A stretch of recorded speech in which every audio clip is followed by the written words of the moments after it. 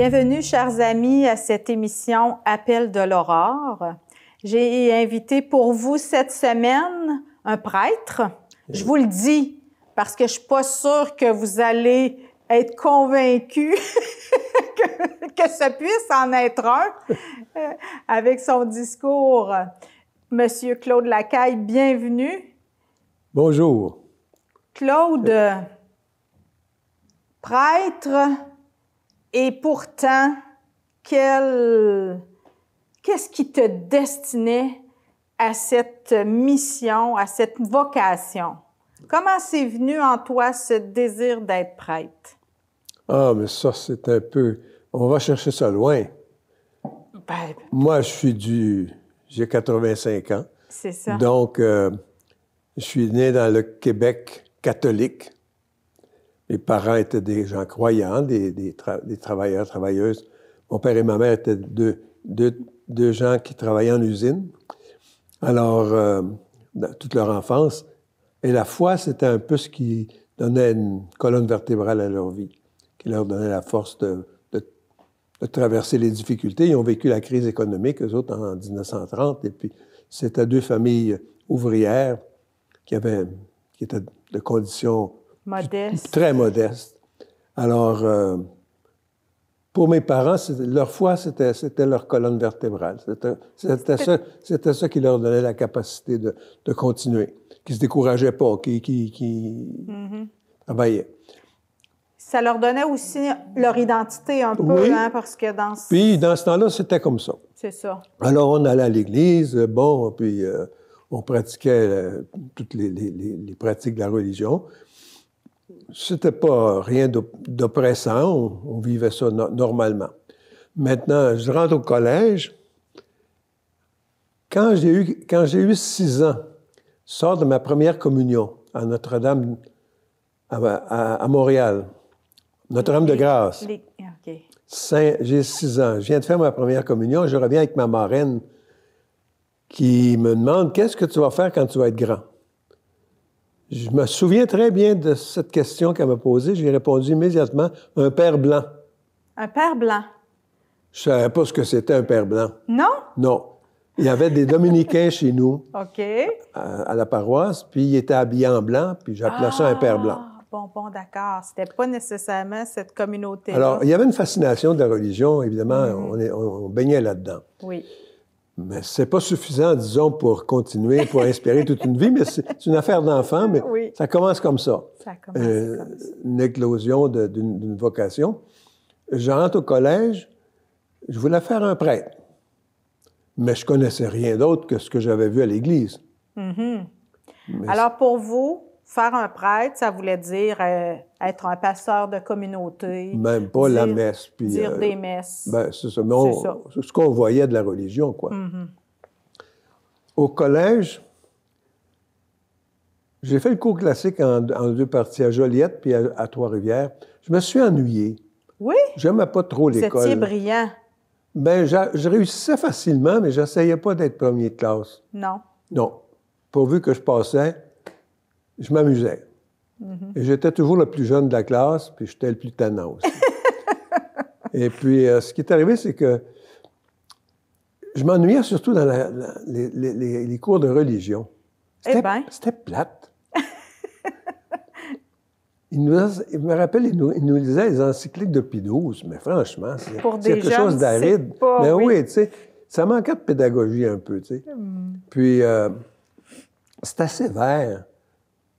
Toute la question de la sexualité quand on est adolescent, tu sais. Oui. Hey, il fallait aller à la confesse toutes les semaines, puis c'était tous des péchés, puis tout ça. Mais ça me pesait. Mais pourtant... Et pourtant, il y avait des sermons, on en avait, là, tu sais, là, bon. J'ai commencé à lire les évangiles à 15 ans. Je me suis piqué de curiosité. Il aurait pu nous les faire lire, les évangiles, me semble. Oui, C'était en latin dans ce temps-là. On entendait ça en latin à l'Église. J'ai commencé à lire l'Évangile. J'allais le soir à la chapelle du séminaire, à Trois-Rivières, puis il y avait l'organiste qui jouait ses fugues en haut, là, qui pratiquait. J'aimais ça, c'était sombre, puis j'allais lire l'Évangile. Puis j'avais un crayon rouge. On n'avait pas des des crayons feutres là, dans ce temps-là. Les surligneurs. Non, les surligneurs. Je soulignais en rouge tous les passages qui m'impressionnaient. Je découvrais un Jésus qui était proche du monde, qui était entouré de prostituées, de pécheurs, de pécheresses, de gens de mauvaise condition, des gens pauvres, des gens affamés. Ça m'a impressionné, ça. C'était extraordinaire. Pourquoi est-ce qu'il ne me parle pas de ça? C'est ça qui vous habitait à ce moment-là, la Je me suis senti un peu trompé. Ah bon? Le Jésus, le Christ roi, puis envoie donc dans les grands flofs-là, les grandes cérémonies. Puis le Jésus quotidien qu'on voit, là, puis qui est avec les pauvres, puis qui critique... Il était très peu promu, celui-là. On m'en avait jamais parlé. Du moins, ma perception. Ça m'a mis en colère. Puis j'ai dit, eux autres, ils m'ont trompé. Ah bon?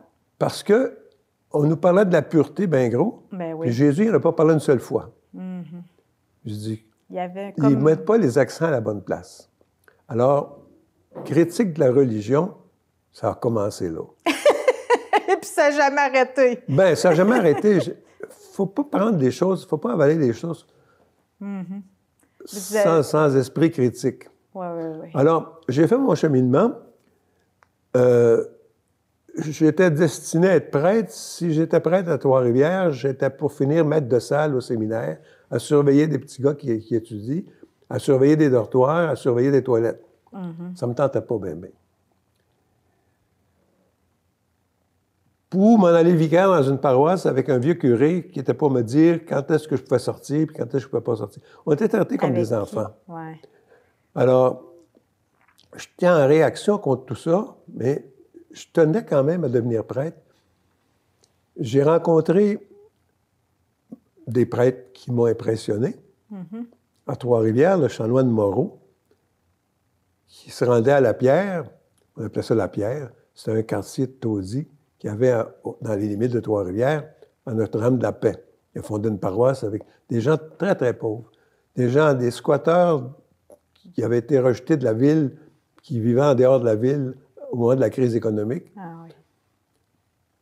Puis on allait porter des paquets là, à Noël, des denrées. Mais c'était des conditions de vie absolument inacceptables. Et le chanoine Moreau, lui, il s'était consacré à ça. Il était au séminaire, puis il allait tous les dimanches. Alors. Ça me parlait. Le chanoine Chamberlain, lui, il est arrivé dans une paroisse, tu sais, un curé traditionnel, là, comme il était tout à peu près dans ce temps-là, là, un peu autoritaire, moralisateur, tout ça. C'est correct, c'était ça. Mais un grand cœur, un homme, un pasteur extraordinaire, qui a passé 40 ans de sa vie curé Sainte-Marguerite, puis qui s'est dit, lui, je veux que chacun de mes paroissiens ait une maison pour élever leurs enfants. Parce que les gens travaillaient dur, puis ils étaient pauvres, puis il y avait des petits salaires, puis il y avait des enfants. On va te donner une maison avec un deuxième qui à louer pour que tu puisses la payer. Ils ont bâti des coopératives d'habitation avec des caisses populaires. Ils ont bâti des maisons pour tout le monde. Ça t'inspire. Ça, je disais, ils s'occupent des vraies affaires. Bon. Mais c'est des expériences qui vont... On ne sait pas que ça nous influence. Mais on voit ça et on dit, mais ça me parle. C'est le recul qui te permet de voir. C'est le recul qu'aujourd'hui, je me dis, ça m'a inspiré. Les prêtres ouvriers aussi, qui avaient été quasiment excommuniés par le Vatican, puis tout ça, les prêtres ouvriers qui allaient travailler en usine en France, puis là, c'était pas correct, ça, parce que les prêtres étaient pour faire la messe, tu sais. Ouais. Non, ils voulaient être avec les ouvriers, puis travailler. Ça m'inspirait. Charles de Foucault qui s'en allait dans le désert, puis qui... Alors, c'est un peu mon inspiration.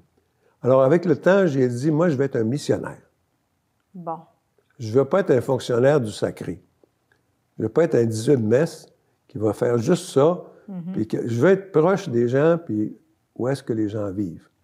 C'était un peu ma semence de vocation. De vocation missionnaire. Ouais. Alors, mais là, tu deviens prêtre, on te confie une paroisse, tu es vicaire, puis rapidement, on t'envoie au loin. Oui, on D'abord, j'ai fait le grand séminaire à Trois-Rivières. J'ai été voir mon évêque, puis je lui ai dit que je voulais être missionnaire. Il m'a fait une colère terrible. Ah bon? Et puis, il m'a dit que c'était une tentation du démon. Et je ne l'ai pas cru. La conscience. Parce qu'il voulait garder ses vocations pour lui. Bon. Ben, c'était pas très, très pastoral, mais bon, en tout cas, j'ai survécu. Et puis, j'ai dit, je vais être missionnaire. Donc, c'était ma façon, à moi, de me définir comme prêtre. Parce qu'aujourd'hui, il y a des missionnaires laïcs, mais dans le temps, ça n'existait pas. Non, non. Et des missionnaires prêtres, ça n'existait pas. Il fallait être frère. Il fallait être d'une communauté. Oui, c'est ça. Il fallait être dans une communauté des laïcs. On ne pouvait pas envoyer ça comme ça, tu sais. Oui. Alors. Les prêtres non plus. Les prêtres étaient faits pour. Il y en avait moins, beaucoup moins, qui allaient dans des pays de mission. Oui, bien, il y avait les prêtres des missions étrangères. Okay. Alors, je me suis orienté vers là. OK. Mais ils ne m'ont pas accepté. Parce que j'étais déjà dans un diocèse, puis on dit, il y avait peur que ça fasse de la chicane avec l'évêque. Ah bon? On dit, fais-toi ordonner, ça viendra après. OK. J'ai dit non. Bon, en tout cas, je suis parti pour ma première mission. J'ai été ordonné un dimanche, 1er juillet. Puis le dimanche suivant, je commençais dans une mission au Nouveau-Brunswick, en anglais, dans une mission de 25 familles francophones. Ah bon? Dans une mère anglophone, orangiste, anti-français, anti-catholique. OK. Ça a été mon atterrissage. Oh là là. Une belle expérience. Bon! N'importe qui aurait été désespéré. Il y avait 18 églises différentes. Puis c'était des églises assez hostiles au catholicisme. On arrivait en soutane, nous autres. Vous étiez facilement identifiable. On l'a enlevé vite, le soutane. On se faisait cracher dessus, on se faisait insulter, tout ça. Tu dis on parce que vous étiez... On était deux. Deux? OK. Deux jeunes. On n'était pas menaçants. Non. On a commencé à visiter les pasteurs pour les saluer, puis dire qu'on était arrivé dans la région, puis qu'on voulait être amis avec eux autres, puis tout ça. L'écuménisme, ça commençait, là, c'était le concile. On avait une équipe de pasteurs qu'on se réunissait une fois par mois pour prier ensemble. C'était avant le concile, ça. C'est ça. Avec les autres confessions. On était loin des évêques, puis tout ça. On était dans le bois, on était dans un champ de patates. Vous aviez pas le choix de la solidarité. Oui, puis on avait toute la liberté. Ah oui, c'est ça. Vous n'étiez pas trop surveillé. J'ai commencé à dire la messe en anglais, je ne parlais pas anglais du tout. Ah. Priez le Saint-Esprit si vous voulez comprendre quelque chose. C'est ça que j'aurais dit la première fois. De toute façon. Alors, ça m'a lancé, ça, dans une mission. J'ai été 3 ans. Oui. Et puis, je ne vais pas insister là-dessus, mais j'ai été envoyé en Haïti. Par la suite? Moi, après ces 3 années-là. Ton vœu était exaucé d'être missionnaire. J'étais chez les Voluntas Dei. Mon supérieur m'a dit, tu vas aller en Haïti. OK. Je suis arrivé à Port-au-Prince, mais je ne savais pas ce que c'était Haïti, moi, là. Je savais que c'était des Antilles, mais je ne connaissais rien sur Haïti. On n'était pas préparés. Non. Non, pas du tout. Puis qu'est-ce qu'on t'avait dit que tu allais faire là-bas? Tu vas aller aider. Aller aider qui? Ben, je sais pas. Comment? On allait aider. Nous autres, on était des Blancs qui venaient du Canada, puis quand on va quelque part, ça va aider le monde. Ça aide le monde. C'était le même. C'était une mentalité. Tu es arrivé là sous le régime de Duvalier, c'est ça? Oui. Ouais. Mais là, il y avait les Oblates qui étaient là, puis qui étaient il y avait des Québécoises. Des Québécoises. Et puis c'était la même institution, les Voluntas Dei. Alors, j'ai visité les Oblates, puis on m'a nommé vicaire dans une paroisse. Puis ça a été par pur hasard. Ils ont dit, le père Alexandre, c'est un de nos amis, il nous accompagne, il nous aime beaucoup. Puis là, il est malade, il vient de sortir de l'hôpital, puis il aura besoin de quelqu'un pour l'accompagner quelques mois. OK. Alors, tu vas y aller. J'étais supposé rentrer, moi, revenir pour les fêtes. OK. Mais il dit, tu vas rester ici. OK. J'étais en voyage. J'ai passé 4 ans extraordinaires avec cet homme-là. C'est un vieux prêtre haïtien. Je l'appelais le vieux père Alexandre. Mais moi, j'avais 23 ans, puis lui, il en avait 58. Ah là là, c'est ça. Là. J'ai eu des remords quand j'ai eu 58 ans. C'est ça. L'espérance de vie n'était pas la même à ce moment-là. Non, mais il n'était pas si vieux que ça. Si vieux. Mais c'était un homme qui avait vécu son sacerdoce dans les campagnes d'Haïti, à cheval, des 14 heures puis 13 heures de cheval pour aller dire des messes, puis tout ça. C'était un pasteur, c'était un homme qui aimait le peuple, qui était proche des gens. Je retrouvais mon Jésus de l'Évangile là, chez lui. C'est un homme très simple, très humble. Il était responsable du diocèse de Port-au-Prince parce que le père Alexandre était vicaire général et l'évêque était en exil. Avait été expulsé par Duvalier. Et l'évêque auxiliaire aussi, qui était un laïcien, avait été expulsé. Donc, lui, il était en charge du diocèse, mais il haïssait Duvalier pour s'en confesser. Mais il ne mettait jamais les pieds au palais. Mais c'est lui qui dirigeait le diocèse. Puis il ne pouvait pas nommer de prêtre parce que c'est Duvalier qui nommait prêtre. Puis là, je suis dans une dictature cruelle, un homme anti-duvalieriste qui se tient debout, mais un homme qui accueille tout le monde. Les prêtres français, les prêtres haïtiens, ça venait à Port-au-Prince et ça venait chez nous. C'est une petite paroisse à Martissan.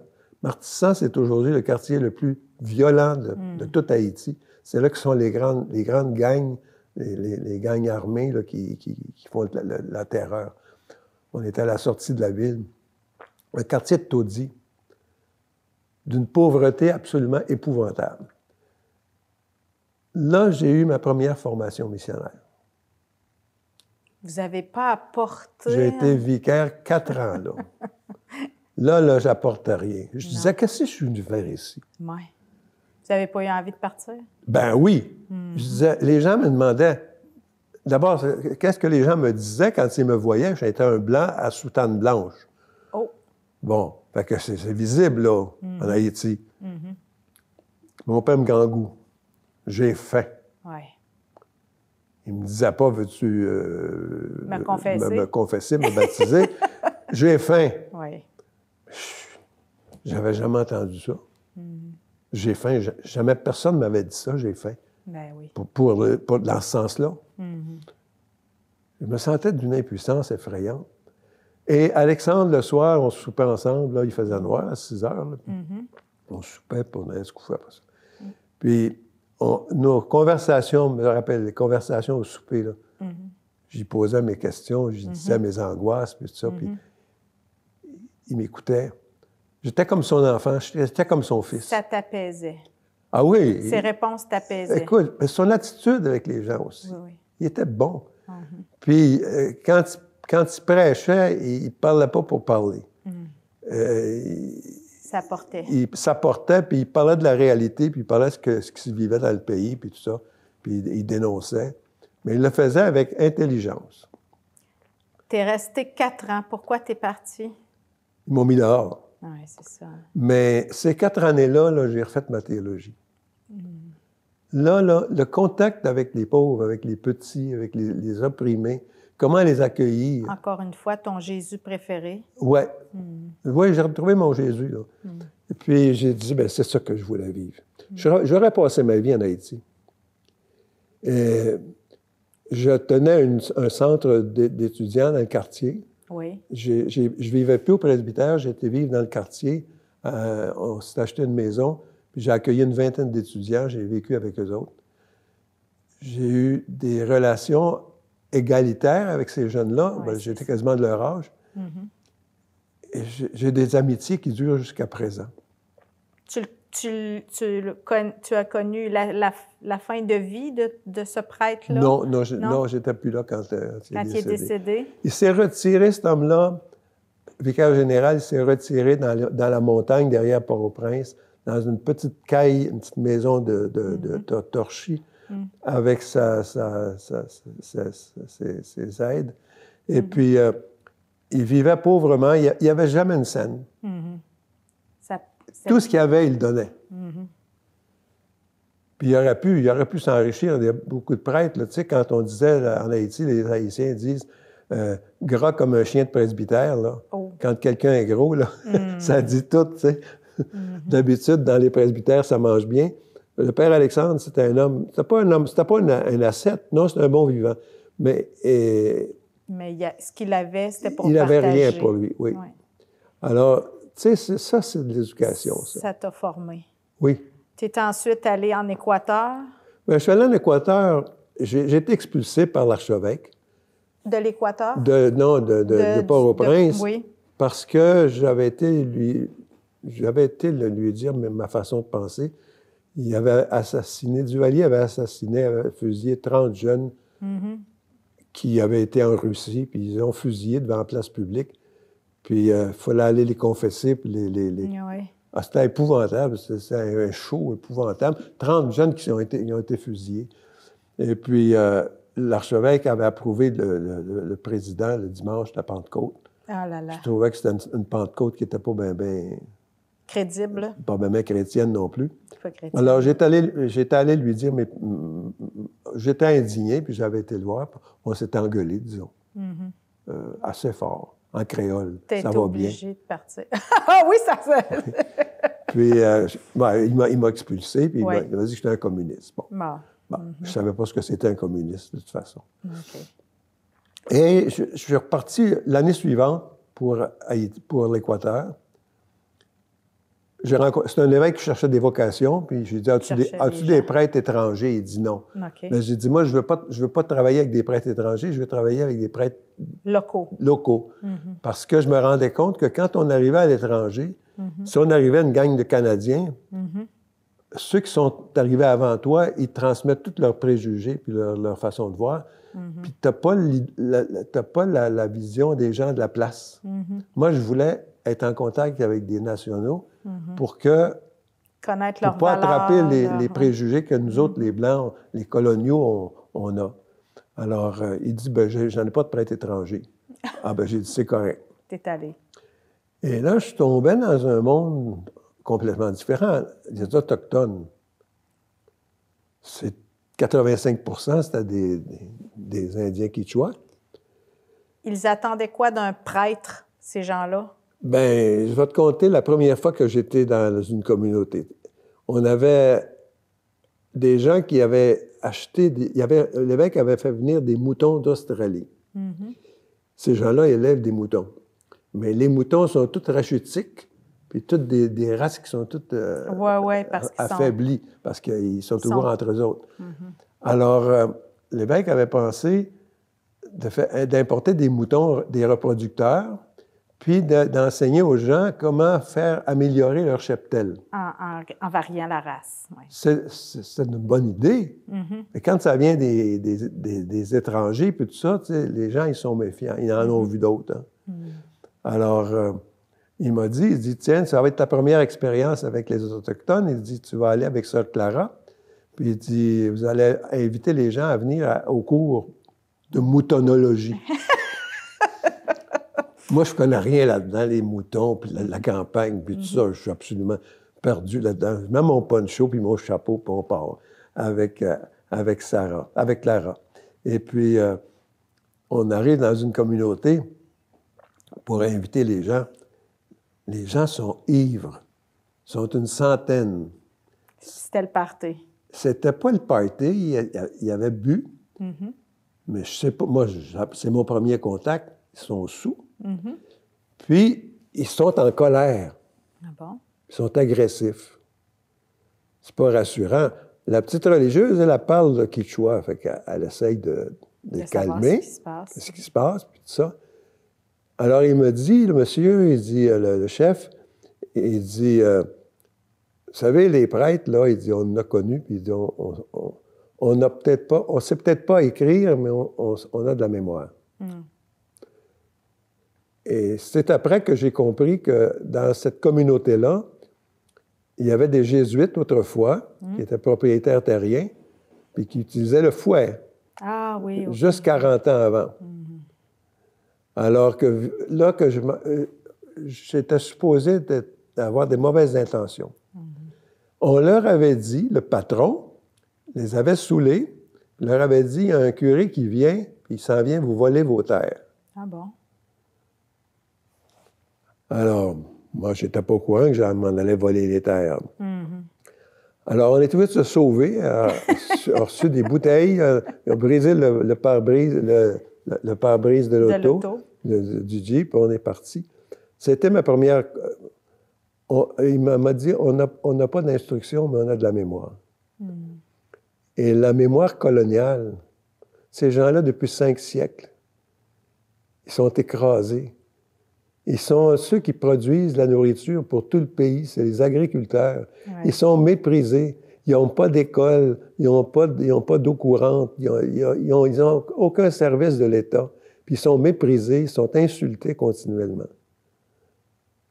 C'est un peuple qui m'a beaucoup impressionné. Et là, je ne savais pas quoi faire. Mm-hmm. Mais je suis nommé responsable de la jeunesse du diocèse. Tu sais, ils donnent des postes comme ça. Ouais. Mais il y a 5, 6 jeunes qui font de la JEC, la jeunesse étudiante catholique. C'est des jeunes qui sont étudiants pour être professeurs d'Indien. Mm-hmm. Ça, c'est un degré moins. Oui. Il y a une école pour former des professeurs pour les Indiens. Ils prennent des petits gars du secondaire, puis ils les forment. Puis les classes, là, ça se fait dans des huttes de paille. Il n'y a pas de lumière, il n'y a rien. Là. C'est zéro. Là, tu sais. Alors, c'est humble. Alors, le chef de la JEC dit, Claude, tu vas être le responsable de la jeunesse. On va t'amener à Lima. Mais j'ai dit, je viens d'arriver, ça faisait 15 jours. Mm-hmm. Oui, mais il y a une réunion internationale de la jeunesse étudiante catholique, puis tu vas venir avec nous autres, ça va te faire du bien. Il voyait bien que... Que tu étais perdu? J'étais perdu. En passant, là, le jeune qui était responsable, il s'appelait Staline. Oh! Ça dit tout. Il avait été, lui aussi... Ben, lui, il venait d'une famille de militants de gauche, puis tout ça. Et ils m'ont amené... Claude, je dois t'arrêter. C'est fascinant, mais la première demi-heure de notre entrevue est déjà terminée. Si tu veux bien, on va poursuivre le récit de cette belle vie la semaine prochaine. Alors, c'est un rendez-vous. Soyez là. On continue les récits fabuleux de Claude Lacaille la semaine prochaine. Merci à tout le monde. À la semaine prochaine.